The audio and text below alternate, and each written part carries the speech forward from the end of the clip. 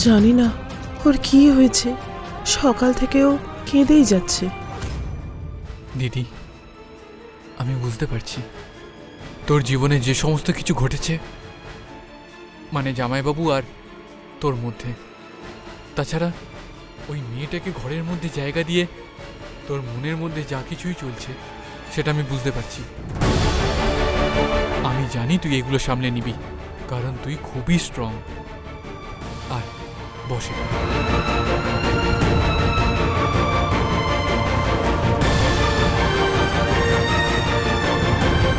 আমি শুধু তোকে একটাই কথা বলতে চাইছি দিদি, যা সব কিছু ঘটেছিল বা যা এখন ঘটছে,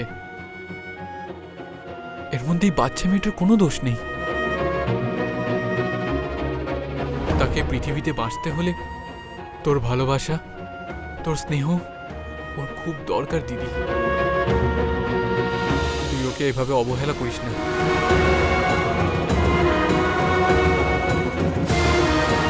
আমি জানি যে তুই কোন পরিস্থিতিতে জড়িয়ে আছিস,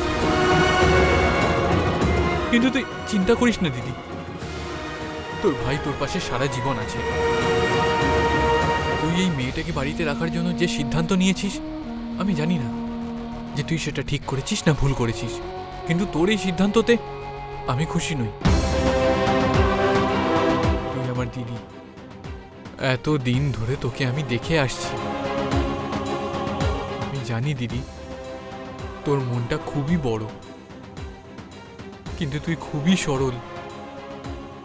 লোকের মুখ দেখে লোককে বিশ্বাস করিস না দিদি। এই পৃথিবীতে নানা ধরনের লোক আছে, সবাই কিন্তু ভালো নয়। যে নিজেকে যেমনটা দেখাবে, ভিতরে কিন্তু সে ওরম নাও হতে পারে। আর এই কথাটা তোর থেকে বেশি আর কেই বা ভালো জানতে পারে বল? আমি তো এটা কখনোই বিশ্বাস করতে পারছি না যে জামাইবাবু তুই থাকার পরেও একটা সতীন রেখেছে। আমরা সবাই বিশ্বাস করতাম যে তার মতো আদর্শ পুরুষ, আদর্শ স্বামী এই পৃথিবীতে কোথাও নেই। তাই আমি কিন্তু তোকে সাবধান করছি দিদি, তুই কিন্তু এই মেয়েটাকে বিশ্বাস করিস না। আমার কিন্তু এই মেয়েটাকে ঠিক মনে হচ্ছে না। সত্যি কথা বলতে আমি কিন্তু তোর কথাই চিন্তা করছি দিদি।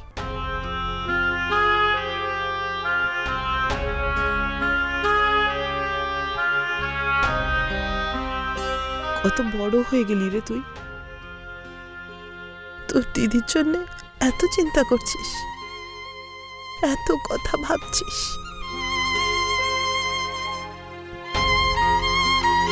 কিন্তু তুই একদম চিন্তা করিস না। এত সব কিছু দেখার পরেও আমি কিচ্ছু করব না।